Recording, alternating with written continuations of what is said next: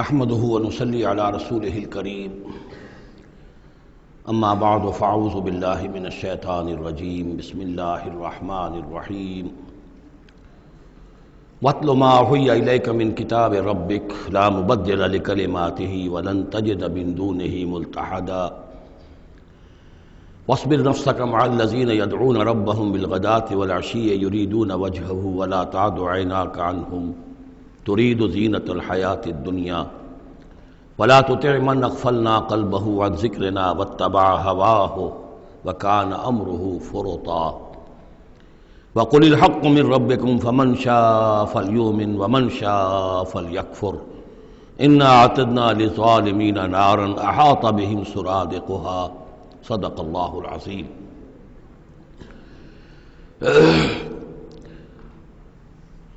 اور پڑھا کرو اس میں سے کہ جو وحی کیا گیا ہے آپ کی جانب آپ کے رب کی کتاب میں سے، اس کی باتوں کا بدلنے والا کوئی نہیں، اور نہیں پاؤ گے تم اپنے لیے اس کے سوا کوئی اور جائے پناہ۔ تھامے رکھو، روکے رکھو اپنے آپ کو ان لوگوں کے ساتھ جو پکارتے ہیں اپنے رب کو صبح و شام اور چاہتے ہیں اس کی رضا، طالب ہیں اس کے روئے انور کے، اور نہ دوڑیں آپ کی نگاہیں ان سے ہٹ کر آپ کے دنیا کو یہ محسوس ہو، یہ مغالطہ ہو کہ ترید و زینت الحیات الدنیا۔ یہ ذرا مشکل مقام ہے قرآن مجید کا کہ بظاہر تو الفاظ یہ ہیں کہ آپ کی نگاہیں دنیا کی زیبائش اور آرائش کی تلاش میں ان فقراء اور غرباء سے ہٹ کر امراء کی طرف نہ اٹھیں، لیکن ظاہر بات ہے کہ حضور صلی اللہ علیہ وسلم کی یہ شان نہیں تھی، لہذا اس میں جو بات سمجھ میں آتی ہے وہ یہ ہے کہ ایسا نہ ہو کہ آپ کے التفات کی وجہ سے دنیا یہ محسوس کرے کہ ان کی نگاہ میں بھی وقت اور اہمیت جو ہے وہ دنیاوی مال و دولت اور اسباب کی ہے۔ کسی داعی حق کے لیے یہ معاملہ بہت ہی نازک ہوتا ہے کہ ایک طرف جو حالات و واقعات ہیں اس کے اعتبار سے، جو حقائق ہیں اس کے اعتبار سے، معاشرے کے جو اونچے طبقات ہوتے ہیں، جو وہاں سرداری یا کسی اور طرح کی سربراہی کے منصب پر فائز ہوں یا ان کے پاس فراوانی ہو دولت کی، اب ظاہر بات ہے کہ ان کا ایک اثر و رسوخ ہوتا ہے معاشرے میں۔ ان میں سے کوئی ایک شخص ایمان لے آئے تو وہ بہت سے لوگوں کے برابر ہو جائے گا، جیسے حضرت عمر رضی اللہ تعالیٰ عنہ اور ابو جہل کو حضور نے دونوں کو پیش کیا اللہ کے سامنے کہ اللہ ان میں سے ایک کو ضرور میری جھولی میں ڈال دے۔ ظاہر بات ہے کہ اس سے اسلام کو تقویت حاصل ہوگی، اور اس سے یہ ہے کہ جن مسلمانوں پر کا قافیہ تنگ ہوا ہے، جن کو ستایا جا رہا ہے، اگر کوئی بڑا آدمی ایمان لے آئے گا تو ان کو بھی سہارا ملے گا، جیسے کہ حضرت عمر اور حضرت حمزہ کے ایمان لانے کے بعد جو غرباء تھے، فقراء تھے اور جو غلام تھے انہیں ستایا جا رہا تھا، انہیں کچھ ریلیف ملا ہے۔ اس حوالے سے ایک طرف تو اس کی ضرورت ہوتی ہے کہ ان کی طرف توجہ کی جائے، التفات رکھا جائے، تاکہ اگر وہ ایمان لے آئے تو اس سے ایمان کو بھی تقویت ہو، اسلام کو تقویت ہو، مسلمانوں کو بھی فائدہ پہنچے۔ دوسری طرف یہ اندیشہ ہوتا ہے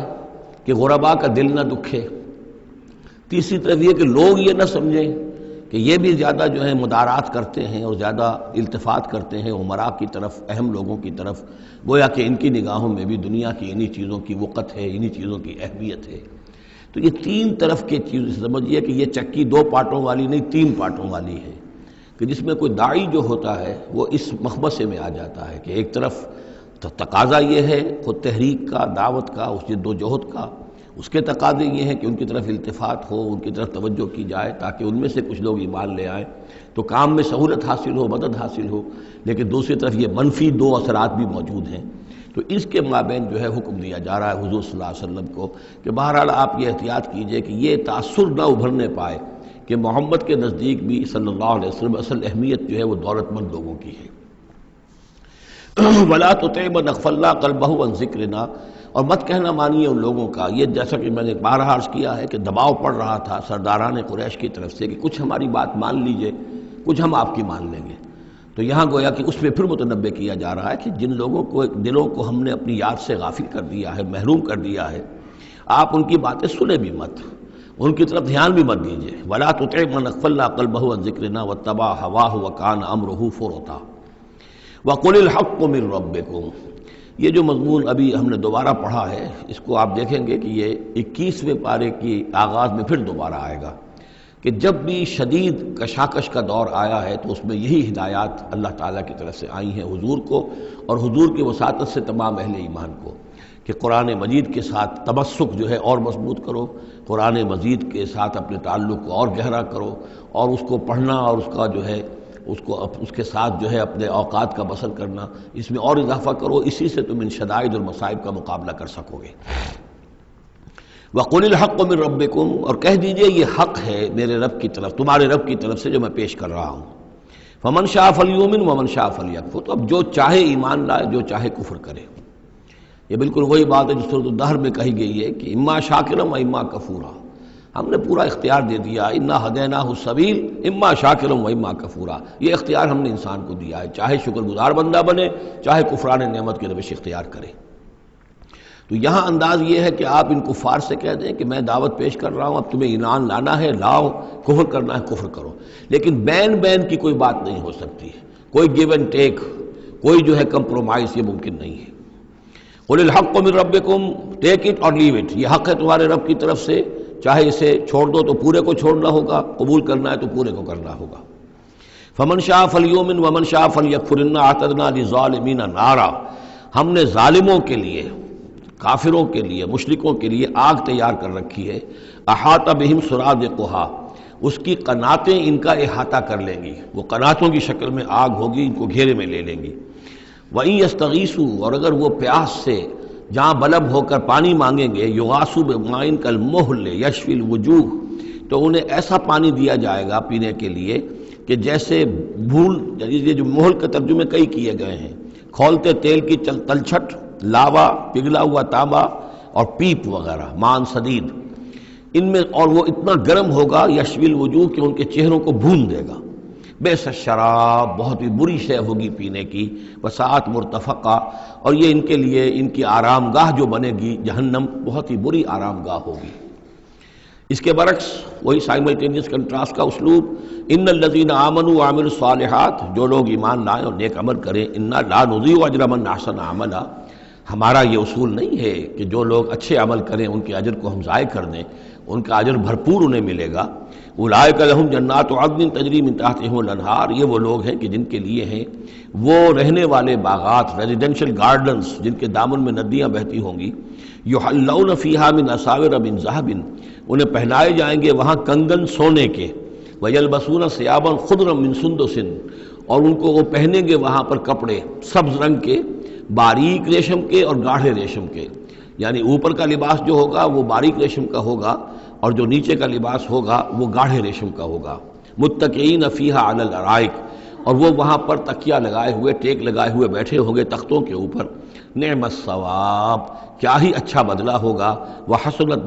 مرتفقہ، اور کیا ہی خوب ان کے لیے آرام گاہ ہوگی۔ 5ویں رکوع میں ایک مکالمہ آ رہا ہے دو اشخاص کا۔ ایک شخص وہ ہے کہ جس کو اللہ نے دنیاوی نعمتیں جو بھی اس دور کی تھیں بھرپور دی ہیں، مادی وسائل بھرپور دے رکھے ہیں، اور وہ اس قدر اس کا معاملہ ٹھیک چل رہا ہے کہ ہوتے ہوتے اس کی نگاہ اب اللہ کی طرف سے ہٹ کر ان مادی اسباب و وسائل ہی پر جم گئی ہے، اس کا توکل اور اعتماد اسی پر قائم ہو گیا ہے۔ ایک دوسرا شخص ہے دنیاوی اعتبار سے مرفع الحال نہیں ہے، اس کے پاس دولت نہیں ہے، دنیاوی چیزیں نہیں ہیں، لیکن وہ اللہ تعالیٰ کی معرفت اسے حاصل ہے۔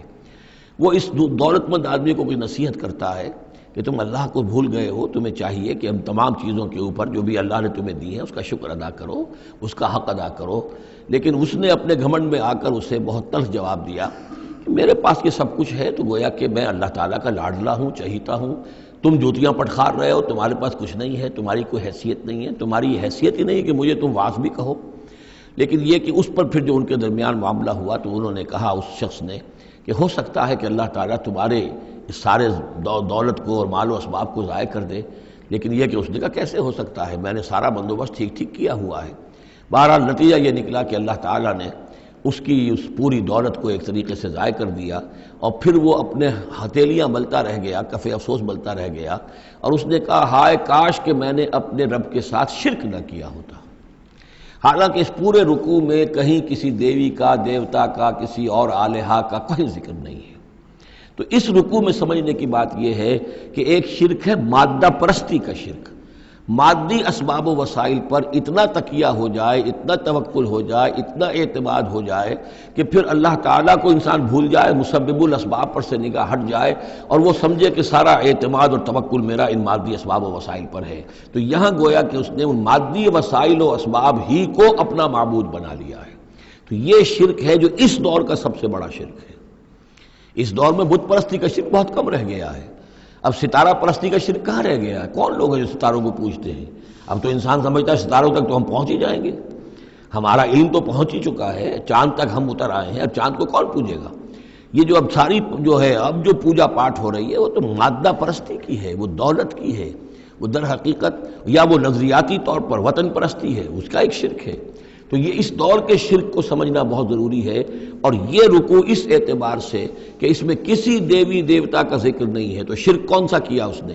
وہ شرک یہی ہے کہ اس نے دنیاوی مال و اسباب اور مادی اسباب و ذرائع کے اوپر اپنے سارے توکل کو جو ہے اس کے ساتھ منسلک کر دیا، یہی گویا کہ اس کو معبود بنا لینا ہے۔ وَاضْرِبْ لَهُم مَثَلَ الرَّجُلَيْنِ، ان کے لیے بیان کیجئے دو اشخاص کی مثال۔ جعلنا لأحدهما جنتین من اعناب، ان میں سے ایک کو ہم نے دیے تھے دو باغ انگوروں کے، وحففناهما بنخل، اور ان دونوں کو گھیرے میں لیا ہوا تھا کھجوروں کے درختوں نے۔ اب دیکھیے کہ انگوروں کی بیلیں ہیں، اور چونکہ ادھر ادھر سے ہوا تیز نہ آئے تو کھجوروں کے جھنڈ جو ہیں وہ چاروں طرف لگے ہوئے ہیں، تاکہ ان کے مابین جو اس کی انگوروں کی بیلیں ہیں وہ بڑی محفوظ ہیں۔ وجعلنا بینہما زرعا، اور ان کے درمیان کھیتی بھی تھی، یعنی یہ کہ اناج کا سامان بھی ہے اور انگوروں کی بیلیں بھی ہیں اور یہ کہ کھجوروں کے درخت بھی ہیں۔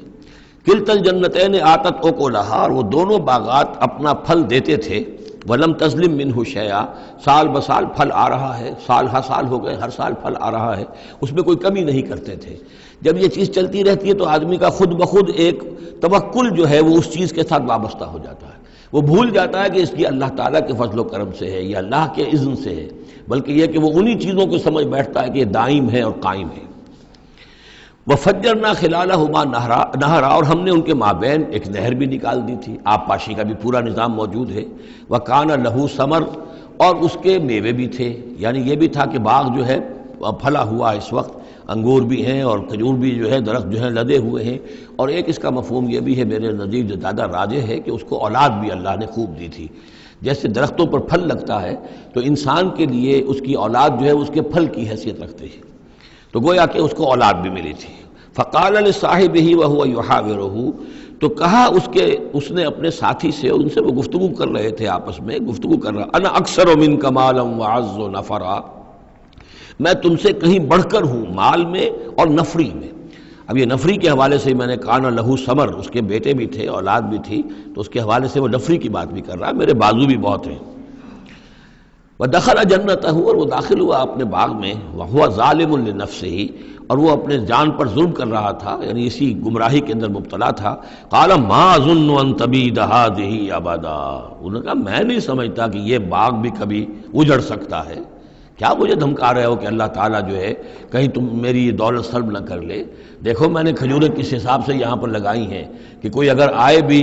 کوئی باد سرسر آئے یا کوئی اور بھی ہوا کا تیز لو کے جھونکے آئیں تو وہ میری انگوروں کے بیلوں تک نہ پہنچے۔ یہ گویا کہ سینٹینلز کھڑے ہوئے ہیں، کھجور کے درخت جو ہیں وہ روک رہے ہیں۔ پھر میں نے یہاں پہ آب پاشی کا نظام ہے، میرے نہر چلی ہوئی ہے۔ ما اظن ان تبید هذه ابدا، میں نہیں سمجھتا کہ میرا یہ باغ جو ہے کبھی یہ کہ برباد بھی ہو سکتا ہے۔ وما اظن الساعة قائمة، اور یہ جو تم قیامت وغیرہ کی بات کر رہے ہو، اول تو میرا گمان نہیں ہے کہ کوئی قیامت کھڑی ہونے والی ہے۔ وما اظن الساعة قائمة، میں نہیں سمجھتا کہ یہ قیامت ہونے والی، ہاں ڈکوسلے سے ہیں، کچھ بڑوں سے سنا تو ہے۔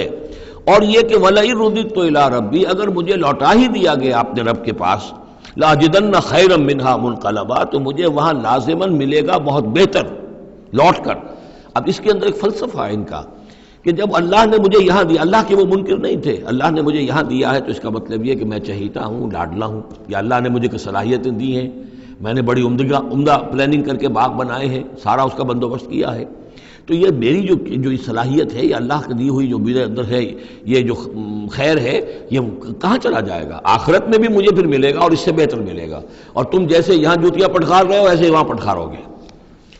وَلَئِن رُدِدتُّ إِلَىٰ رَبِّي، اگر بالفرض ہو ہی گیا ایسا، لوٹا ہی دیا گیا میں اپنے رب کی طرف، لَأَجِدَنَّ خَيْرًا مِّنْهَا مُنقَلَبًا، تو اس سے بھی بہتر مجھے وہاں پر ملے گا۔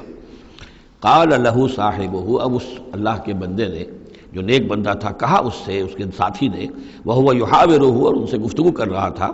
أَكَفَرْتَ بِالَّذِي خَلَقَكَ مِن تُرَابٍ، کیا تو نے کفر کیا اس ہستی کا جس نے تجھے مٹی سے بنایا، ثم من نطفہ،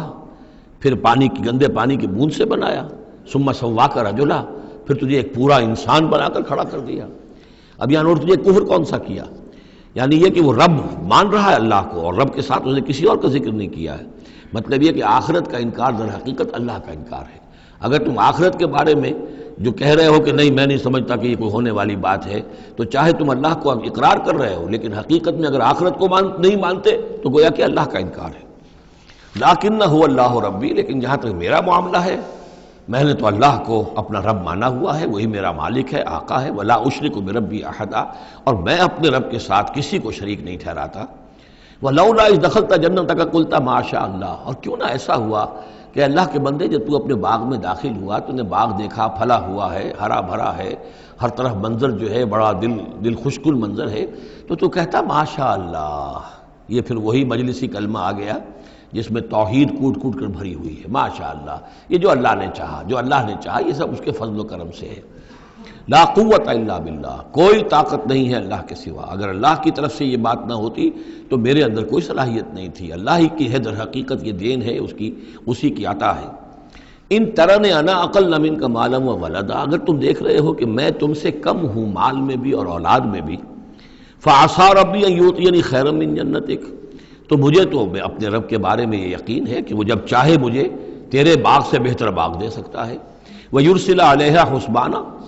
اور تیرے باغ کے اوپر وہ کوئی اوپر سے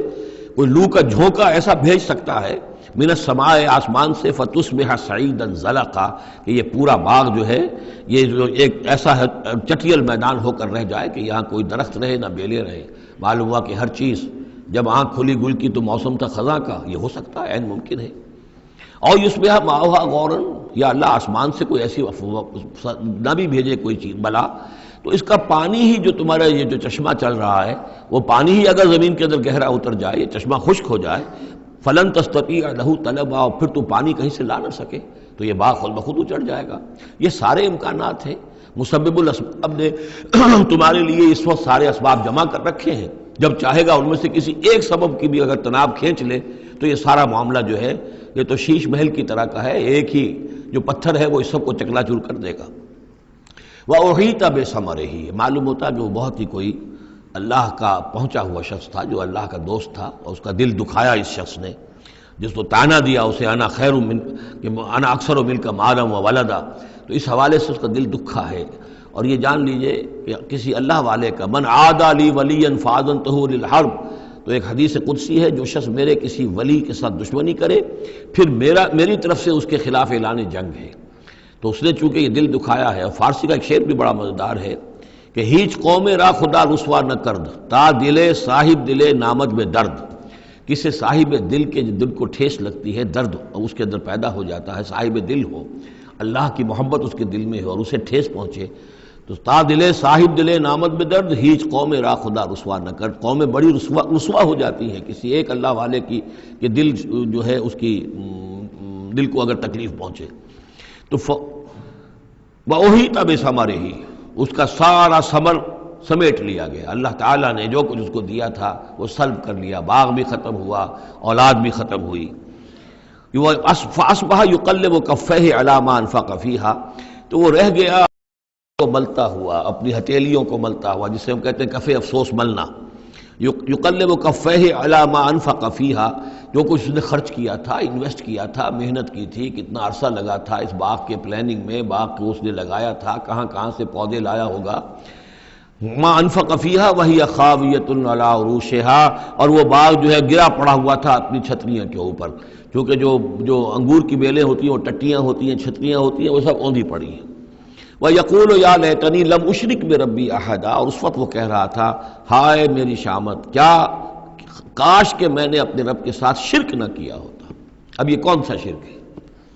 اس پوری اس گفتگو کے اندر کہیں کسی دیوی کا، دیوتا کا، کسی اور کسی کا ذکر نہیں ہے، کسی کی شفاعت کا ذکر نہیں ہے۔ یہ ہے ہمارا آج کا نقشہ مادہ پرستی کا، آج کی ہماری ذہنیت جو ہے پوری کی پوری اس رکوع کے اندر موجود ہے۔ وَلَمْ تَكُنْ لَهُ فِئَةٌ يَنْصُرُونَهُ، اور نہ ہوئی پھر اس کی کوئی جماعت، کوئی اس کی فوج ہوتی جو اس کی مدد کرتی من دون اللہ، اللہ کے مقابلے میں۔ وَمَا كَانَ مُنْتَصِرًا، اور نہ ہی وہ اس قابل تھا کہ کسی سے انتقام لے۔ کس سے انتقام لے؟ سارا فیصلہ تو اللہ کی طرف سے ہوا ہے۔ هُنَالِكَ الْوَلَایَةُ لِلَّهِ الْحَقِّ، یہاں تو حکومت اور اختیار کل کا کل اللہ ہی کے لیے ہے، سچے اللہ کے لیے جو الحق ہے۔ یہ ولایا ہے واو کے زبر کے ساتھ۔ والی کہتے ہیں حاکم کو، مالک کو والی، والی سے ولایا بنتا ہے۔ ولی کہتے ہیں دوست، پشت پناہ، اور اس سے ولایا بنتا ہے، ولایت باہمی۔ اللہ ولی الذین آمنوا یخرجہم من الظلمات الی النور، اور الا ان اولیاء اللہ لا خوف علیہم ولا هم یحزنون، یہ ولایت ہے واو کے زیر کے ساتھ۔ اور والی ہونا کسی کا، فلاں ملک کا والی فلاں تھا، یعنی وہاں کا حکمران تھا، بادشاہ تھا، تو یہاں کی بادشاہی، یہاں کا اختیار، ہنالک الولایۃ للہ الحق، کل ولایت اللہ ہی کے ہاتھ میں ہے۔ ہوا خیر ثوابا و خیر عقبا، یقیناً وہی بہتر ہے انعام دینے والا، اور وہی بہتر ہے نتیجے کے اعتبار سے، عاقبت کے اعتبار سے۔ وَاضْرِبْ لَهُم مَثَلَ الْحَیَاةِ الدُّنْیَا، اور ان کے لیے ذرا بیان کیجئے ایک مثال دنیا کی زندگی کے لیے۔ کَمَاءٍ أَنزَلْنَاهُ مِنَ السَّمَاءِ، جیسے پانی کہ ہم نے اتارا آسمان سے، فَاخْتَلَطَ بِهِ نَبَاتُ الْأَرْضِ، اس کے ساتھ رل مل کر زمین کا جو سبزہ ہے وہ نکل آیا۔ فَأَصْبَحَ حَشِيمًا تَذْرُوهُ الرِّيَاحُ، اب یہ ایک لمبی بات ہے جسے مختصر کیا گیا کہ پھر کچھ عرصے کے بعد وہ سبزہ جو ہے وہ زرد پڑ جاتا ہے، پھر دھوپ کے اندر سوکھ کر پیلا ہو گیا، پھر چورا چورا ہو گیا، پھر وہ چٹیل زمین کی زمین رہ گئی۔ تو زندگی کا یوں سمجھیے کہ جیسے فصل لے لیجئے، کھیت کے اندر آپ نے بیج ڈالے ہیں، ہل چلایا ہے، پانی دیا ہے، اب فصل ہے، لہرا رہی ہے، ہریاول ہے، بڑا دل خوش کن منظر ہے۔ کچھ دنوں کے بعد اسی فصل کے اوپر جو زردی آ جاتی ہے، پھر وہ پک گئی ہے، اس کے بعد وہ کٹ جاتی ہے، کٹنے کے بعد پھر وہی منظر وہی ہے، وہی ویران منظر ہے، اور کہیں کہیں جو ہے وہ جو بھی توڑی کے تن کے کچھ پڑے ہوئے ہیں، اللہ اللہ خیر صلی اللہ۔ یہ جو سائیکل ہے، یہ پلانٹ لائف کی سائیکل ہے، 3 مہینے کی ہے، 4 کی ہے، 6 کی ہے، 7 کی ہے، یہی ہے نا۔ لیکن یہی سائیکل ایک بڑے پیمانے پر انسانی زندگی کی ہے۔ ایک بچہ پیدا ہوا، اس وقت جو ہے بڑی خوشیاں منائی گئیں، پھر وہ بڑا جوان ہوا، قوی ہوا، طاقت والا ہوا، پھر اس کے اوپر ادھیڑ ابھر آ گئی، بال میں سفیدی آ گئی، چہرے پر جو ہے وہ جھریاں پڑنی شروع ہوئیں، اس کے بعد پھر اس پر موت وارد ہوئی، پھر اسے قبر میں اتار دیا گیا، وہ مٹی سے تھا اور مٹی میں جا کر مل گیا۔ ایک ہی سپین ایک چل رہا ہے، سائیکل چل رہا ہے۔ یہ انسانی زندگی کا سائیکل ہے، اور یہ جو نباتاتی زندگی کا سائیکل ہے، فرق اس میں کچھ نہیں ہے۔ اوپر سے پانی آیا اور زمین کا سبزہ نکل آیا، اوپر سے روح آئی ہے، اور ہمارے یہ اجساد اس زمین سے نکلے ہوئے ہیں۔ ان دونوں نے مل کر ہمیں اس حیات دنیاوی کی ایک شکل دے دی ہے۔ روح اوپر سے آئی ہے، زمینی شے نہیں ہے۔ بولے روح من امر ربی، اور یہ کہ زمینی طور پر جو بھی کچھ ہے، جو نظام ہے یہاں کا، اس میں یہ ہمارا جسم بنتا ہے اپنے ماؤں کے پیٹوں میں، اور پھر یہ روح کے ساتھ مل کر اس دنیا کی زندگی کے اندر ایک جو ہے ایک وقفہ امتحان جو ہے اس کو بسر کر رہا ہے۔ وَاضْرِبْ لَهُم مَثَلَ الْحَیَاةِ الدُّنْیَا، ان کے لیے دنیا کی زندگی کی مثال بھی بیان کیجئے۔ کَمَاءٍ أَنزَلْنَاهُ مِنَ السَّمَاءِ، جیسے کہ پانی جو ہم نے اتارا آسمان سے، فَاخْتَلَطَ بِهِ نَبَاتُ الْأَرْضِ، تو پھر اس کے ساتھ سبزہ جو ہے زمین کا رل مل کر نکل آیا۔ فَأَصْبَحَ حَشِيمًا، پھر وہ ہو گیا چورا چورا، تَذْرُوهُ الرِّيَاحُ، کہ جنہیں ہوائیں لیے اڑتی ہیں، اڑتی پھر رہی ہیں۔ وَكَانَ اللَّهُ عَلَىٰ كُلِّ شَيْءٍ مُقْتَدِرًا، اور یہ اللہ تعالیٰ جو ہے ہر شے پر قادر ہے۔ اس کے لیے جیسے یہ سائیکل چل رہا ہے تمہارا نباتاتی، ایسے ہی حیواناتی ہے، ایسا ہی تمہارا انسانی زندگی کا ہے۔ المال والبنون زینت الحیات الدنیا، یہ زینت کا لفظ 3 مرتبہ صورت میں آیا ہے، اور یہ اس کا عمود ہے، میں بتا چکا ہوں آپ کو۔ انا جعلنا ما علی الارض زینۃ لہا لنبلوہم ایہم احسن عملا۔ پھر آیا ترید زینت الحیات الدنیا۔ اے نبی دیکھیے کہیں لوگوں کو گمان نہ ہو کہ محمد بھی دنیا کی زندگی کی زیبائش اور آرائش ہی پر ریجھے ہوئے ہیں، معاذ اللہ صلی اللہ علیہ وسلم۔ اب یہاں فرمایا یہ دنیا کی زندگی جو تمہاری ہے، اس میں اولاد اور مال، یہ تمہارے لیے زیبائش ہے، آرائش ہے، لیکن کتنی دیر کی؟ صرف اس زندگی کا معاملہ ہے، اسی کے لیے یہ ساز و سامان ہے جو برت لوگے۔ یہ رشتے جو ہیں یہ بھی یہاں ہی کے لیے ہیں، آخر میں تو ظاہر بات ہے کہ پھر جو ہے تمہیں اکیلے جا کر پیش ہونا اللہ کی عدالت میں، نہ کوئی باپ تمہارا ساتھ دے گا، نہ کوئی بیوی ساتھ دے گی، نہ کوئی بیٹا ساتھ دے گا، کلہم آتی ہے یوم القیامت فردا۔ اگلی سورۃ جو ہے سورہ مریم، اس کے اندر یہ بات آ رہی ہے، اکیلے اکیلے جو ہے پھر وہ اپنا پورا محاسبہ جو ہے اس کو فیس کرنا ہے۔ المال والبنون زینت الحیات الدنیا، مال اور بیٹے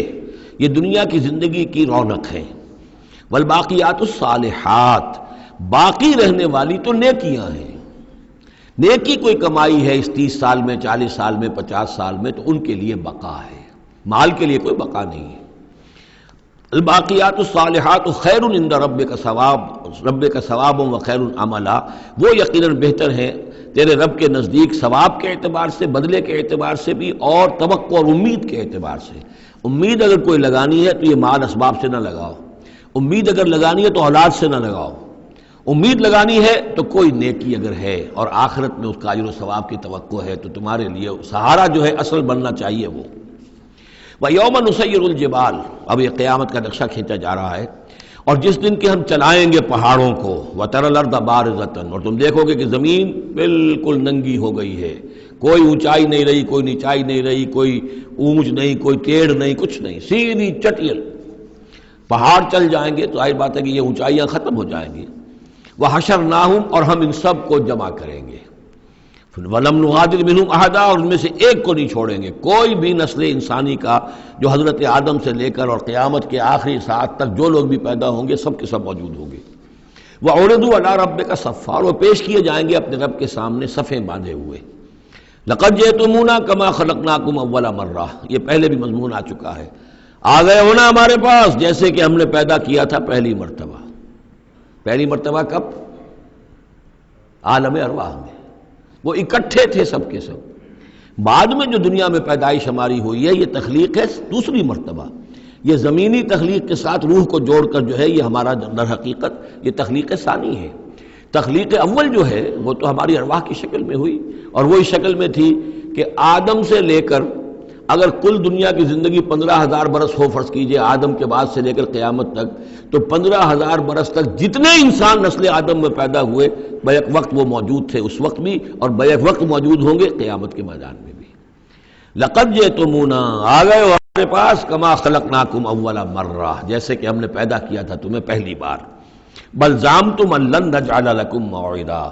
اس وقت ہم نے تم سے ایک قول و قرار لیا تھا، لست بربکم قالوا بلا، لیکن اس دنیا کی زندگی میں تمہیں یہ گمان ہو گیا تھا کہ تمہارے لیے ہم کوئی وقت، وعدے کا وقت مقرر نہیں کریں گے، یعنی ملاقات نہیں ہوگی، تم بھول گئے تھے اس ملاقات کو، جی چرا رہے تھے ہم سے ملنے سے۔ الذین لا یرجون لقاءنا، جو ہم سے ملاقات کے امیدوار ہی نہیں ہیں، اس خیال ہی کو ذہنوں سے دور رکھتے تھے کہ کبھی اللہ کے حضور میں حاضری ہے۔ ووضع الکتاب، اور اعمال نامہ لا کر رکھ دیا جائے گا، وضع۔ اب وہ اعمال نامہ کیا ہوگا؟ کون سا جوائنٹ قسم کا کوئی کمپیوٹر ہوگا؟ ہر فرد نوع بشر آدم کی ہر نسل کا اس میں پورا کارنامہ زندگی محفوظ ہوگا۔ آپ کو معلوم ہے جیسے کمپیوٹر کے اوپر ایک بٹن دبتا ہے اور وہ سب آ گیا، اور ایک بٹن دبے گا اس کا پورا جو چھپ کر بھی آ گیا۔ ایک ایک فرد کی پوری زندگی کا ریکارڈ موجود ہے۔ جیسا کہ میں نے کئی بار عرض کیا، ان چیزوں کا ماننا اب جتنا آسان ہو گیا ہے، آج سے 100 برس پہلے ماننا اتنا آسان نہیں تھا۔ کس قدر گہرے ایمان بالغیب کی ضرورت تھی۔ آج تو یہ چیزیں ہمارے حساب کتاب میں آ رہی ہیں، چھوٹے چھوٹے سے بٹن کی طرح کا تو ٹیپ ریکارڈر ہوتا ہے کہ آپ سے ملنے کے لیے کوئی آیا ہے آپ کو پتہ ہی نہیں، اور اس کا جو بٹن ہے، جو کوڈ کا آپ بٹن سمجھ رہے ہیں، وہ ٹیپ ریکارڈر ہے، وہ آپ کے ساتھ جو گفتگو ریکارڈ ہو رہی ہے آپ کو پتہ ہی نہیں۔ تو صورتحال یہ ہو چکی ہے، ذرا لگائیے کہیں پر اور آپ کو معلوم ہوگا کہ آپ کی ساری گفتگو سن لیجیے آپ۔ تو یہ ساری ریکارڈنگ کے ہر چیز محفوظ ہو رہی ہے، اعمال نامے میں ہر شے موجود ہے۔ ووضع الکتاب، اور وہ لا کر اعمال نامہ رکھ دیا جائے گا، کہیں سے وہ کمپیوٹر شاید کس جگہ پر ہے اور وہاں سے وہ انسٹال جو ہے وہاں سے لا کر میدان حشر میں ٹکایا جائے گا۔ ووضع الکتاب فترى المجرمین مشفقین مما فیہ، تم دیکھو گے اب مجرموں کو ڈر رہے ہوں گے، کانپ رہے ہوں گے کہ اس میں کیا کچھ ہے۔ وَيَقُولُونَ، اور وہ کہتے ہوں گے، یا ویلتنا، ہائے ہماری شامت، ما لہذا الکتاب، یہ کیسا اعمال نامہ ہے، لا یغادر صغیرۃ ولا کبیرۃ، اس نے تو کسی چھوٹی سی چھوٹی بات کو نہیں چھوڑا، نہ کسی بڑی بات کو چھوڑا، الا احصاها، مگر یہ کہ اس کو محفوظ رکھا ہوا ہے۔ اس نے تو مائنیوٹس ڈیٹیلز کو بھی اومٹ نہیں کیا ہے کیسا ہی اعمال نامہ، ما لہذا الکتاب لا یغادر صغیرۃ ولا کبیرۃ الا احصاها ووجدوا ما عملوا حاضرا، ما عملوا، اور وہ پائیں گے جو بھی عمل انہوں نے کیا ہوگا اسے موجود۔ ولا یظلم ربک احدا، تیرا رب کسی پر ظلم نہیں کرے گا، یہ تمہارے اپنے اعمال ہیں۔ اب دیکھیے یہاں 6 رکوع ختم ہوئے، 7واں رکوع شروع ہو رہا ہے، اور 7ویں رکوع کی پہلی آیت سورہ بنی اسرائیل میں بھی یہی تھی، وَإِذْ قُلْنَا لِلْمَلَائِكَةِ اسْجُدُوا لِآدَمَ فَسَجَدُوا إِلَّا إِبْلِيسَ، بالکل ٹھیک درمیان میں سورہ بنی اسرائیل میں بھی 12 رکوع اس کے ہیں، 12 رکوع اس کے ہیں۔ سورہ بنی اسرائیل کی 111 آیات ہے، سورہ کہف کی 110 آیت ہے، یعنی یوں سمجھیے کہ نہایت حسین، متوازن، ہر اعتبار سے بہت ہی خوبصورت جوڑا ہے۔ اس کی نسبت زوجیت جو ہے اس سورہ بنی اسرائیل اور سورہ کہف کی بہت نمایاں ہے۔ میری ایک کتاب ہے، وہ اس میں آخری جو ہے اسی پر بحث ہے، قرآن حکیم کی صورتوں کا اجمالی تجزیہ، جس میں کہ اس کی نسبت زوجیت کو میں نے بڑی تفصیل کے ساتھ، اگرچہ بڑی اختصار ہے لیکن جامعیت کے ساتھ بیان کر دیا ہے۔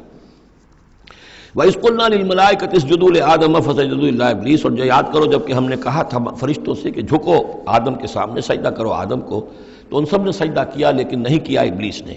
کان من الجن، اب یہاں وہ حقیقت کھول دی گئی جو بقیہ 6 جگہوں پر نہیں ہے، وہ جنات میں سے تھا۔ فَفَسَقَ عَنْ أَمْرِ رَبِّهِ، فا یہاں پر اب علت کو ظاہر کر رہا ہے۔ فرشتہ کبھی بھی اللہ کے حکم سے سرتابی نہیں کرتا، فرشتہ اللہ کے حکم کی نافرمانی نہیں کرتا۔ یفعلون ما یؤمرون لا یعصون اللہ ما امرهم، تو یہ جو نافرمانی اس نے کی ہے اس کی وجہ یہ ہے کہ وہ فرشتوں میں سے نہیں تھا، جنات میں سے تھا۔ کان من الجن ففسق عن امر ربه، تو اس نے وہ نگل بھاگا اپنے رب کے حکم سے، یہ نافرمانی کی اپنے رب کے فرمان کی۔ افتتخذونہ وذریتہ اولیاء من دونی، تو سوچو اے اولاد آدم، کیا تم اس کو اپنا ولی بناتے ہو اور اس کی نسل کو، اس کی اولاد کو، اس کے چیلوں چاٹوں کو، اس کے ایجنٹوں کو، ان سے دوستیاں گاٹھتے ہو، من دونی، مجھے چھوڑ کر۔ میں تمہارا خیر خواہ، میں نے تمہارے سامنے سارے فرشتوں کو جھکوا دیا، میں نے تمہیں خلافت عرضی عطا فرمائی، تم میری کریشن کا ماسٹر پیس، کلائمیکس، اور تم بدبختو، تم نے مجھے چھوڑ کر دوست بنایا اس شیطان لعین کو اور اس کے ایجنٹوں کو اور اس کی اولاد کو، چاہے وہ اس کے ایجنٹ جو ہیں وہ اس کے صلب سے ہیں، اس کی اولاد سے ہیں، اور یا یہ کہ انسانوں میں سے ہیں۔ افتتخذونہ وذریتہ اولیاء من دونی، کیا تم اسے اور اس کے اولیاء اور اس کی نسل کے لوگوں کو، اس کی اولاد کو ولی بنا رہے ہو مجھے چھوڑ کر، وہم لکم عدو، جبکہ فی الواقع وہ تمہارے دشمن ہیں۔ بئس للظالمین بدلا، کتنا برا بدل ہے کہ جو ان ظالموں نے اپنے لیے اختیار کیا ہے۔ اللہ کو چھوڑ کر ان کی رفاقت، اللہ کی دوستی چھوڑ کر اس شیطان لعین کی دوستی۔ ما اشہدتہم خلق السماوات والارض ولا خلق انفسہم، میں نے تو ان جنات کو نہ تو انہیں شہید بنایا تھا آسمان اور زمین کی تخلیق کا، اور نہ ان کے اپنی تخلیق کا۔ وما کنت متخذ المضلین عضدا، اور میں ایسے بہکانے والوں کو اپنا مددگار نہیں بنایا کرتا۔ یہ جو تم نے ان کو میرے برابر بنا دیا، اس کو مجھے چھوڑ کر انہیں ولی بنا لیا، ان کی دوستی کر رہے ہو، تو آسمان کی اور زمین کی تخلیق میں، بلکہ خود ان کی تخلیق میں وہ کوئی اس کے شاہد نہیں ہے۔ وَيَوْمَ يَقُولُ نَادُوا شُرَكَائِيَ الَّذِينَ زَعَمْتُمْ، اور جس دن کہ اللہ کہے گا کہ پکارو ذرا میرے ان شرکاء کو جن کا تمہیں زعم ہو گیا تھا، تمہیں گمان تھا کہ وہ میرے شریک ہیں، فَدَعُوهُمْ، تو وہ پکاریں گے ان کو، فَلَمْ يَسْتَجِيبُوا لَهُمْ، تو وہ انہیں کوئی جواب نہیں دیں گے، وَجَعَلْنَا بَيْنَهُمْ مَوْبِقًا، اور ان کے درمیان ہم ہلاکت والی گھاٹی حائل کر دیں گے، خلیج حائل کر دیں گے، کہ وہ جو شرکاء چاہے اولیاء اللہ ہی ہوں اور چاہے وہ انبیاء ہوں اور چاہے فرشتے ہوں، لیکن وہ کہ خلیج حائل ہوگی ہلاکت کی، وہ ان کی مدد کے لیے یا ان کی بات سن کر ان کے سفارش کرنے کے لیے نہیں آ سکیں گے۔ وَرَأَى الْمُجْرِمُونَ النَّارَ، اور مجرمین جو ہیں، ظالم، گناہ گار، کافر، وہ دیکھیں گے آگ کو کہ اب یہ ہے جس میں ہمیں جھونکا جانا ہے، فَظَنُّوا أَنَّهُمْ وَاقِعُوهَا، اور انہیں یقین ہو جائے گا کہ اب وہ اس میں ڈال دیے جائیں گے، وَلَمْ يَجِدُوا عَنْهَا مَصْرِفًا، اور وہ نہیں پائیں گے اس سے کہیں بھی بھاگنے کی کوئی جگہ، اس سے انحراف کی کوئی راستہ۔ وَلَقَدْ صَرَّفْنَا فِي هَذَا الْقُرْآنِ لِلنَّاسِ مِنْ كُلِّ مَثَلٍ، یہ آیت جو کہ تو سورہ بنی اسرائیل میں بھی آیت نمبر 89 ہے، وہاں یہاں یہ آیت 54 ہے، لیکن فرق کیا ہے؟ وہاں ہے وَلَقَدْ صَرَّفْنَا فِي هَذَا الْقُرْآنِ مِنْ كُلِّ مَثَلٍ، وَلَقَدْ صَرَّفْنَا فی القرآن، وہاں ذرا الفاظ کا تھوڑا سا فرق ہے، وَكَانَ الْإِنسَانُ أَكْثَرَ شَيْءٍ جَدَلًا، ہم نے اس قرآن میں کل مسئلے کل مثالیں جو بیان کر دی ہیں لوگوں کی ہدایت کے لیے، لیکن یہ کہ وہاں ہے فَأَبَى أَكْثَرُ النَّاسِ إِلَّا كَفُورًا، لیکن اکثر لوگ جو ہیں وہ کفران نعمت ہی پر اڑے رہتے ہیں۔ یہاں فرمایا وَكَانَ الْإِنسَانُ أَكْثَرَ شَيْءٍ جَدَلًا، لیکن انسان جو ہے تمام مخلوقات سے بڑھ کر ہے جھگڑالو۔ وَمَا مَنَعَ النَّاسَ أَن يُؤْمِنُوا، یہ الفاظ بھی جو کہ سورہ بنی اسرائیل میں بھی آئے تھے۔ وَمَا مَنَعَ النَّاسَ أَن يُؤْمِنُوا، آیت نمبر 94 ہے یہ وہاں، وَمَا مَنَعَ النَّاسَ أَن يُؤْمِنُوا إِذْ جَاءَهُمُ الْهُدَىٰ وَيَسْتَغْفِرُوا رَبَّهُمْ، اور نہیں روکا لوگوں نے کو ایمان لانے سے جبکہ ان کے پاس ہدایت آ گئی کہ وہ استغفار کرتے اپنے رب سے، إِلَّا أَن تَأْتِيَهُمْ سُنَّةُ الْأَوَّلِينَ، وہاں آیا ہے إِلَّا أَن قَالُوا أَبَعَثَ اللَّهُ بَشَرًا رَسُولًا، کہ ان کو ایمان سے روکنے والی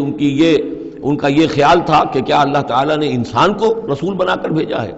یہاں فرمایا الا ان تاتیہم سنت الاولین، ان کو جو روکا گیا ہے وما منع الناس ان یؤمنوا اذ جاءہم الہدی، یہ جو رک گئے ہیں جب ہدایت ان کے پاس آ گئی کہ ایمان نہیں لا رہے اور استغفار نہیں کر رہے، الا ان تاتیہم سنت الاولین، مگر یہ کہ ان پر آ کر رہے گی اب وہی جو پہلو کا جو انجام ہوا تھا وہی ان کے اوپر بھی مسلط ہوگا، او یاتیہم العذاب قبلا، یا یہ کہ عذاب ان کے سامنے آ جائے گا۔ وما نرسل المرسلین الا مبشرین ومنذرین، یہاں پہ جمع کے صیغے میں آ رہا ہے، سورہ بنی اسرائیل میں واحد کے صیغے میں آیا تھا آخری رکوع میں، وما ارسلناک الا مبشرا ونذیرا، اور ہم نے نہیں بھیجا ہے محمد آپ کو مگر مبشر اور نذیر بنا کر۔ یہاں جمع کے صیغے میں وما نرسل المرسلین الا مبشرین ومنذرین ویجادل الذین کفروا بالباطل، اور یہ کافر جو ہیں یہ جھگڑتے ہیں کفر اور بالباطل، جھوٹ کے لیے، جھوٹ کی طرف سے، لیدحضوا بہ الحق، تاکہ اس کے ذریعے سے حق کو بچلا دیں، حق کو ٹلا دیں، حق کو شکست دے دیں۔ یہ جھگڑ رہے ہیں، دلیل بازی کر رہے ہیں، مناظرے کر رہے ہیں، کٹ حجتیاں کر رہے ہیں۔ وَيُجَادِلُ الَّذِينَ كَفَرُوا بِالْبَاطِلِ لِيُدْحِضُوا بِهِ الْحَقَّ وَاتَّخَذُوا آيَاتِي وَمَا أُنذِرُوا هُزُوًا، اور انہوں نے میری آیات کو اور جو انہیں انذار کیا گیا، خبردار کیا گیا، اس کو ہنسی مذاق اور ٹھٹھا بنا لیا ہے۔ وَمَنْ أَظْلَمُ مِمَّنْ ذُكِّرَ بِآيَاتِ رَبِّهِ، اس شخص سے بڑھ کر ظالم کون ہوگا جسے اس کے رب کی آیات کے ذریعے سے نصیحت کی جائے، یاد دہانی کرائی جائے، فَأَعْرَضَ عَنْهَا، پھر بھی وہ اعراض کرے ان آیات الہیہ سے، وَنَسِیَ مَا قَدَّمَتْ يَدَاهُ، اور بھول جائے کہ اس کے دونوں ہاتھوں نے آگے کیا بھیجا ہوا ہے، کیا کرتوت ہے جو بھیجے ہوئے ہیں۔ اگر تو ایمان لے آتا، ان آیات سے استفادہ کرتا، اپنے کیے پر پچھتاتا، توبہ کرتا، اس دنیا ہی میں اپنے سابقہ گناہوں کی اللہ تعالیٰ سے معافی لے کر جاتا، لیکن یہ کہ یہاں تو صورت یہ ہے کہ وَمَنْ أَظْلَمُ مِمَّنْ ذُكِّرَ بِآيَاتِ رَبِّهِ، اسے تذکیر کی گئی، نصیحت کی گئی اس کے رب کی آیات سے، فَأَعْرَضَ عَنْهَا، اس نے اعراض کیا، وَنَسِیَ مَا قَدَّمَتْ يَدَاهُ، اور بھولے رہا وہ کہ کیا کچھ اس نے آگے بھیجا ہوا ہے، کیا جھانٹ جکاڑ جو ہے اس نے عاقبت کے لیے تیار کیا ہوا ہے۔ اِنَّا جَعَلْنَا عَلَىٰ قُلُوبِهِمْ أَكِنَّةً أَن يَفْقَهُوهُ، یہ مضمون بھی آ چکا ہے سورہ بنی اسرائیل میں، حجابا مستورا، اور ہم نے ان کے دلوں کے اوپر جو ہے پردے ڈال دیے ہیں۔ اِنَّا جَعَلْنَا عَلَىٰ قُلُوبِهِمْ أَكِنَّةً أَن يَفْقَهُوهُ، ہم نے ان کے دلوں کے اوپر پردے ڈال دیے ہیں کہ اسے سمجھ نہ پائیں، وَفِي آذَانِهِمْ وَقْرًا، اور ان کے کانوں میں ہم نے ثقل پیدا کر دیا، بوجھ پیدا کر دیا کہ یہ سن نہیں سکتے۔ وَإِن تَدْعُوهُمْ إِلَى الْهُدَىٰ، اور اگر آپ پکاریں گے انہیں ہدایت کی طرف دعوت دیں گے، فَلَن يَهْتَدُوا إِذًا أَبَدًا، تو یہ کبھی بھی ہدایت پانے والے نہیں ہیں۔ یعنی اب ان کے دلوں پر مہر لگ چکی ہے، اب اللہ تعالیٰ کا وہ جو قانون ہے ہدایت و ضلالت کا، اس کی جو آخری دفعہ ہے وہ ان کے اوپر لگ چکی ہے، ان کے اوپر اپلائی ہو چکی ہے۔ وَرَبُّكَ الْغَفُورُ ذُو الرَّحْمَةِ، اور آپ کا رب جو ہے بہت بخشنے والا ہے، بہت رحمت والا ہے۔ لَوْ يُؤَاخِذُهُم بِمَا كَسَبُوا لَعَجَّلَ لَهُمُ الْعَذَابَ، اگر وہ جو کچھ بھی ان کی کمائیاں ہیں، جو کرتوت ہیں، ان کے اوپر فوراً مواخذہ کر لیتا تو بہت جلدی ان کو عذاب جو ہے بھیج دیتا۔ اس سے پہلے آ چکا ہے، پھر زمین کے اوپر تو کوئی ایک انسان بھی باقی نہ رہتا اگر فوری طور پر انسان کو جو ہے سزا دے دی جائے۔ لَعَجَّلَ لَهُمُ الْعَذَابَ، تو اللہ تعالیٰ یقیناً بہت جلدی دے دیتا ان کو عذاب۔ بل لَهُم مَوْعِدٌ، نہیں، ان کے لیے ایک وقت ہے، وعدے کا وقت ہے جو معین ہے۔ لَن يَجِدُوا مِن دُونِهِ مَوْعِلًا، وہ اس سے کہیں سرکنے کی جگہ نہیں پائیں گے۔ جب وہ اجل آ جائے گی، جب وہ موعد آ جائے گا، جو وعدے کا وقت آ جائے گا، پھر جیسے پہلے ہم پڑھ چکے لا يستقدمون ولا يستاخرون، نہ اب آگے جا سکیں گے نہ پیچھے۔ وَإِذْ قَالَ وَتِلْكَ الْقُرَىٰ أَهْلَكْنَاهُمْ لَمَّا ظَلَمُوا، اور یہ وہ بستیاں ہیں جن کا کہ ذکر ہم قرآن مجید میں بار بار کر چکے ہیں۔ یہ احقاف کے اندر جو لوگ آباد تھے، اور یہ جو حجر میں لوگ تھے، اصحاب الایکا تھے، وہ عمورہ اور صدوم کی بستیاں تھیں۔ وَتِلْكَ الْقُرَىٰ أَهْلَكْنَاهُمْ لَمَّا ظَلَمُوا، ہم نے ان کے رہنے والوں کو ہلاک کیا جبکہ انہوں نے ظلم کی روش اختیار کی، شرک کی اور کفر کی روش اختیار کی۔ وَجَعَلْنَا لِمَهْلِكِهِمْ مَوْعِدًا، اور ان کی بھی ہلاکت اور بربادی کے لیے ہم نے ایک وعدے کا وقت معین کر دیا تھا، اس وقت معین سے پہلے عذاب ان پر بھی نہیں آ سکتا تھا۔ وَإِذْ قَالَ مُوسَىٰ لِفَتَاهُ لَا أَبْرَحُ حَتَّىٰ أَبْلُغَ مَجْمَعَ الْبَحْرَيْنِ أَوْ أَمْضِيَ حُقُبًا۔ اب یہ دو رکوع ہیں کہ جن میں حضرت موسیٰ علیہ السلام کے ایک سفر کا ذکر ہے۔ روایات میں جو بات معلوم ہوتی ہے اور وہ اس قرآن مجید کے بیان کے ساتھ وہ چیز مطابقت رکھتی ہے، اس لیے بیان کر رہا ہوں کہ حضرت موسیٰ کو اللہ تعالیٰ نے حکم دیا کہ فلاں جگہ پر جاؤ اور وہاں تمہیں ہمارا ایک بندہ ملے گا، اور وہ بندہ جو ہے بہت صاحب علم ہے، کچھ عرصہ اس کے پاس رہو۔ ہو سکتا ہے کہ یہ حضرت موسیٰ علیہ السلام کا بھی ابتدائی دور ہو نبوت کا، اور جیسے کہ اللہ تعالیٰ نے ہمیں معلوم ہے روایات سے 3 برس تک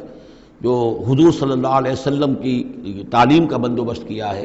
ایک فرشتہ جو ہے مستقل جو ہے آپ کے ساتھ رہا ہے، اسی طریقے سے شاید اللہ تعالیٰ نے کسی یا تو فرشتے کو، جسے ہم خضر کہہ دیتے ہیں، یہ بھی کوئی یقین کے ساتھ معلوم نہیں کہ وہ خضر علیہ السلام، قرآن میں ان کا نام نہیں ہے،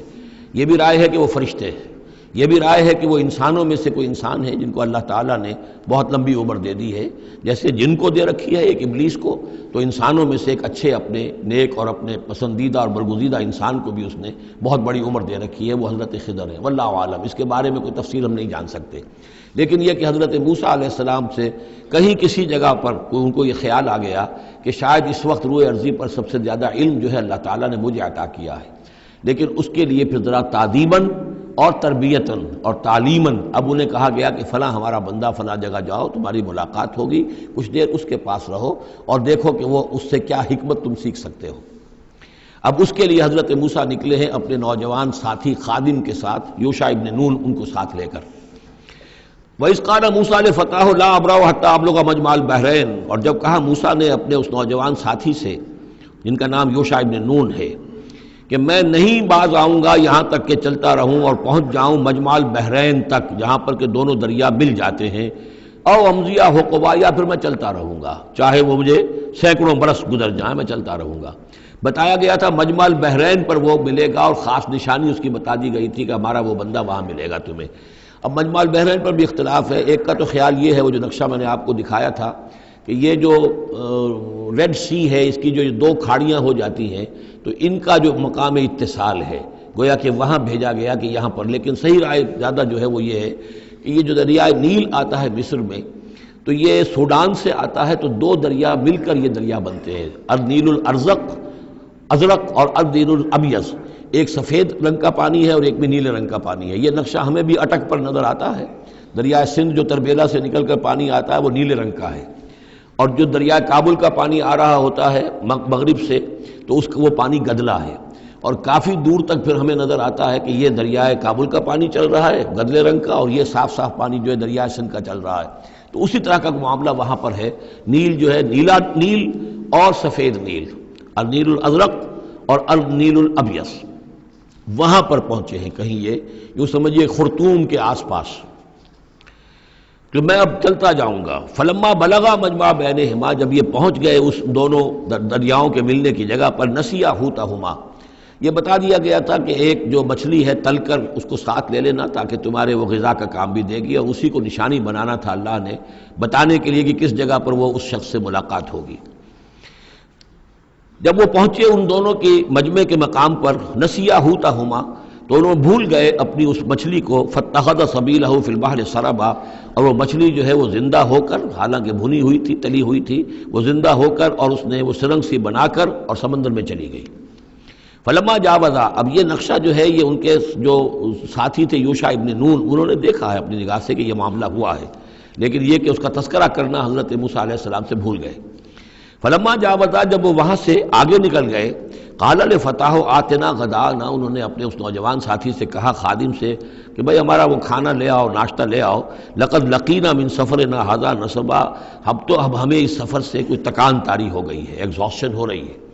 اور یہاں یہ نقطہ بیان کیا ہے مفسرین نے کہ چونکہ اس اصل مقام سے آگے نکل آئے تھے اس لیے اب تکان ہوئی ہے، ورنہ جو مقام تک پہنچنا تھا وہاں تک انہیں تکان کا کوئی احساس نہیں ہوا۔ قال ارأيت إذ أوينا إلى الصخرة، اس نوجوان نے یہ کہا خادم نے کہ آپ دیکھیے جب ہم اس چٹان کے پاس تھوڑی دیر کے لیے رکے تھے سستانے کے لیے، فإني نسيت الحوت، تو میں اس مچھلی پر نگاہ رکھنا بھول گیا، اس کی حفاظت کرنا بھول گیا۔ وما انسانی الا الشیطان ان اذکرہ، اور شیطان نے مجھے بھلائے رکھا کہ میں آپ سے ذکر بھی نہیں کر سکا۔ واتخذ سبیلہ فی البحر، وہ تو زندہ ہو کر اور اس نے اپنا راستہ بنایا اور سمندر میں اتر گئی یا دریا میں اتر گئی۔ عجبا، بہت عجیب یہ واقعہ تھا جو پیش آیا تھا۔ قال ذالک ما کنا نبغی، اب حضرت موسیٰ نے کہا اسی کے تو ہم تلاش میں تھے، یہی تو نشانی بتائی گئی تھی کہ یہاں پر، اب چلو واپس وہیں۔ فارتدا علی آثارہما قصصا، تو وہ اب لوٹے اپنے نقوش پا کو دیکھتے ہوئے، چونکہ وہیں پہنچنا ہے اب جہاں پر کہ وہ مچھلی جو ہے وہ زندہ ہو کر اور دریا میں اتر گئی تھی۔ فوجد عبدا من عبادنا، اب جو وہاں پہنچے تو پایا ہمارے بندوں میں سے ایک خاص بندے کو، آتیناہ رحمتا من عندنا، ہم نے اسے رحمت عطا کی تھی خاص اپنے پاس سے، وعلمناہ من لدنا علما، اور اسے علم سکھایا تھا خاص اپنے پاس سے۔ یہ علم لدنی ایک اصطلاح ہے جو یہیں سے لفظ اخذ کیا گیا ہے۔ ایک علم وہ ہے جو ہم سیکھتے ہیں، جو بھی پڑھتے ہیں سیکھتے ہیں، تفسیر پڑھی ہے، عربی پڑھی ہے، نحو پڑھی ہے، فقہ پڑھی ہے، یہ علم حاصل ہو رہا ہے، یا جیوگرافی پڑھی ہے، تاریخ پڑھی ہے۔ ایک وہ علم ہے جو اللہ کسی کے دل میں ڈال دیتا ہے بغیر کسی مادی طور پر دنیاوی اعتبار سے کسی تحصیل علم کی مشقت سے گزرے ہوئے، اس کو علم لدنی کہتے ہیں۔ لدن کہتے ہیں نزدیک، لدن اللہ، لدنی ہم نے اپنے پاس سے، اپنے خاص خزانہ فضل سے، خاص خزانہ فیض سے اسے علم عطا کیا تھا۔ ہم نے اسے رحمت بھی دی تھی، آتیناہ رحمتا من عندنا وعلمناہ من لدنا علما۔ قال لہ موسیٰ، ان سے کہا موسیٰ نے، هل اتبعک، اگر آپ اجازت دیں تو میں کچھ عرصہ آپ کے ساتھ رہوں، علی ان تعلمنی مما علمت رشدا، لیکن اس لیے اس شرط کے ساتھ کہ آپ مجھے بھی سکھائیں کچھ جو آپ کو علم دیا گیا ہے اور جو بڑی سعادت مجھے اللہ نے بتایا ہے کہ آپ کو اللہ نے بڑا عقل، بڑی سمجھ بوجھ اور بڑی حکمت عطا کی ہے۔ قال انک لن تستطیع معی صبرا، انہوں نے کہا کہ دیکھو تم میرے ساتھ رہ کر صبر نہیں کر سکو گے۔ وَكَيْفَ تَصْبِرُ عَلَىٰ مَا لَمْ تُحِطْ بِهِ خُبْرًا، اور کیسے صبر کرو گے اس چیز پر کہ جس کا کہ علم تمہارے پاس نہیں ہے، جس کا تم نے احاطہ نہیں کیا ہے، تمہیں تو بات بڑی غلط لگے گی، عجیب سی لگے گی۔ قَالَ سَتَجِدُنِي إِن شَاءَ اللَّهُ صَابِرًا، حضرت موسیٰ نے کہا کہ نہیں، انشاءاللہ آپ مجھے صابر پائیں گے، میں صبر کروں گا۔ وَلَا أَعْصِي لَكَ أَمْرًا، اور میں آپ کی کسی حکم کی خلاف ورزی نہیں کروں گا۔ اب دیکھیے یہاں انشاءاللہ صبر کے ساتھ تو آ گیا، ولا عاصی لک امرا، آپ کے حکم کی خلاف ورزی نہیں کروں گا، یہاں انشاءاللہ نہیں آیا ہے، اور اسی میں خلاف ورزی ہو گئی، یعنی یہ کہ انہوں نے جو حکم دیا تھا پھر اس کی وہ پابندی نہیں کر پائے۔ ولا تقولن لشیء انی فاعل ذلک غدا، اس کے ساتھ اس کو جوڑ لیجئے جو ہم پڑھا ہے اسی صورت میں، حضور سے کہا گیا تھا کبھی نہ یہ کہیے گا، یہاں بھی کہتے ہیں انشاءاللہ میں کوشش کروں گا، انشاءاللہ اللہ تعالیٰ کے فضل و کرم سے میں آپ کے حکم کی خلاف ورزی نہیں کروں گا۔ قال فإن اتبعتنی، اب یہ حکم ہے ان کا، انہوں نے کہا کہ اگر تم میرے ساتھ چلنا چاہتے ہو، رہنا چاہتے ہو، فلا تسألنی عن شیء، تو کسی چیز کے بارے میں مجھ سے خود مت پوچھنا، حتی احدث لک منہ ذکرا، یہاں تک کہ میں خود اس کے بارے میں کوئی تذکرہ کروں، بس دیکھتے جاؤ جو بھی میرے ساتھ ہو رہا ہے، دیکھتے رہو، آبزرو کرو، چپ رہو، خاموش رہو، میں جب مناسب سمجھوں گا جو اصل حکمت ہے ان چیزوں کی کہ جو تمہارے مشاہدے میں آئیں گی وہ میں تمہیں بتا دوں گا، لیکن تم مجھ سے سوال نہیں کرو گے۔ فانطلقا، اب وہ دونوں چلے، گویا کہ حضرت موسیٰ نے وہ بات مان لی۔ حتی اذا رکبا فی السفینۃ، یہاں تک کہ جب وہ دونوں سوار ہوئے کشتی میں، خرقہا، اب ان صاحب نے، یہ جو صاحب موسیٰ انہیں کہیں یا حضرت خضر کہیں، انہوں نے کشتی کا ایک تختہ اکھاڑ دیا۔ قال خرقتہا لتغرق اہلہا، اب حضرت موسیٰ علیہ السلام کہاں خاموش رہنے والے تھے، اتنا غلط کام کر رہے ہو تم، ساری کشتی کو ڈبونا چاہتے ہو، کیا تم نے توڑ ڈالا ہے، پھاڑ دیا ہے اس کشتی کو تاکہ غرق کر دو اس کے اندر جو سوار ہیں ان سب کو؟ لقد جئت شیئا امرا، یہ تو آپ نے ایک بہت غلط کام کیا، بہت بھاری ایک جرم ہے جو آپ سے سرزد ہوا ہے۔ قال الم اقل انک لن تستطیع معی صبرا، انہوں نے کہا کیا میں نے نہیں کہا تھا کہ تم میرے ساتھ صبر نہیں کر سکو گے؟ تو اصل بات سمجھ لیجئے وہ کیا ہے کہ دنیا میں جو ظاہر میں کوئی عمل ہو رہا ہوتا ہے ہم اس کو دیکھتے ہیں، اس کے پیچھے اللہ کی کیا مشیت کام کر رہی ہے وہ ہمیں نظر نہیں آتی۔ بظاہر کوئی شے ہمارے لیے بری ہے، اس کے پیچھے کوئی خیر آ رہا ہے،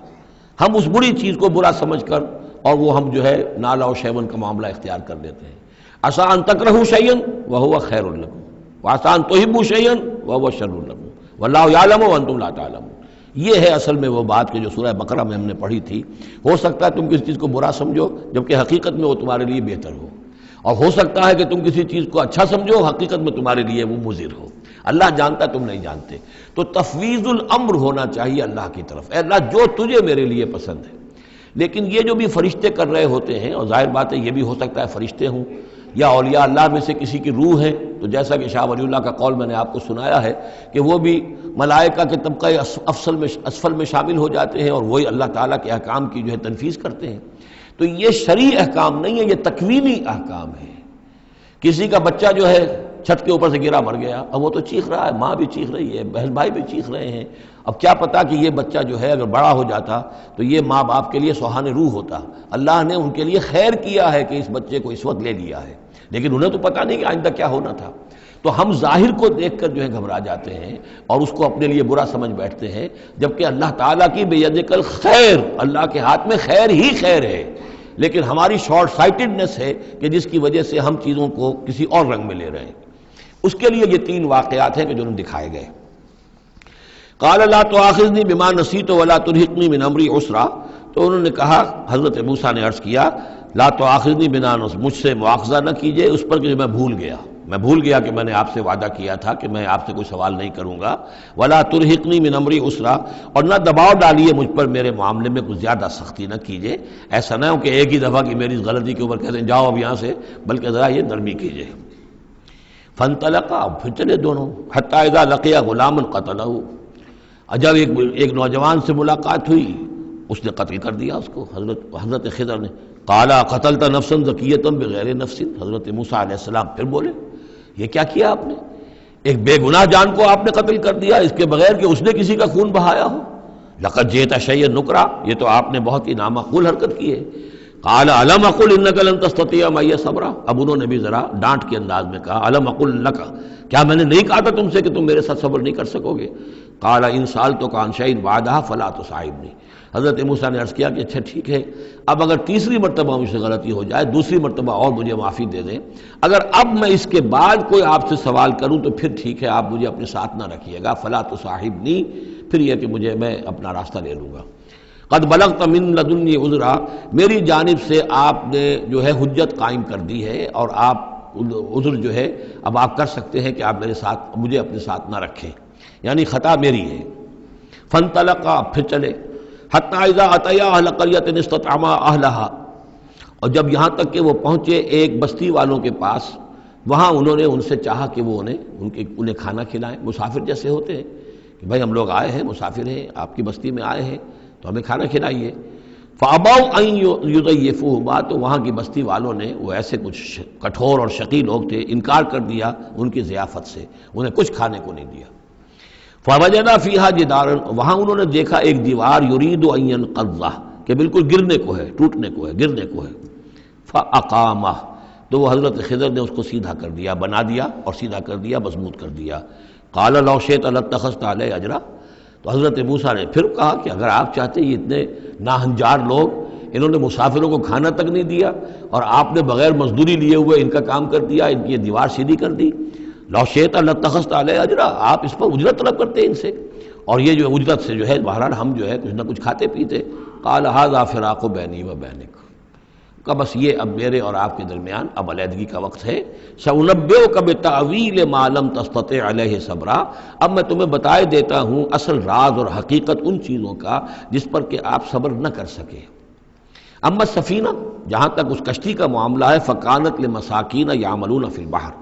تو یہ ان مزدوروں کی ملکیت تھی کہ جو دریا میں محنت کرتے ہیں، جیسے کشتی ہے ادھر سے ادھر اتار دیا، دو پیسے لے لیے، ایک پیسہ لے لیا، یہ مزدوری کر رہے ہیں، ان کے لیے گویا کہ کمائی کا اور ان کی معاش کا یہی ذریعہ ہے۔ فاردت ان اعیبھا، میں نے یہ چاہا کہ اس کو عیب دار کر دوں۔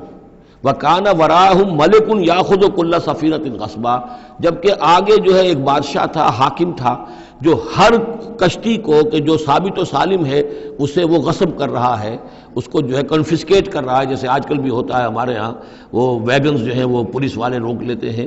تو اسی طریقے سے وہ جو ہے قبضہ کر رہا ہے ان پر، یاخذ کل سفینۃ غصبا۔ اب وہ دیکھے گا کہ یہ تو ٹوٹی بھی کشتی چھوڑ دے گا، تو کشتی میں ایک تختہ لگا لینا تو آسان کام ہے، پوری تختی جا رہی تھی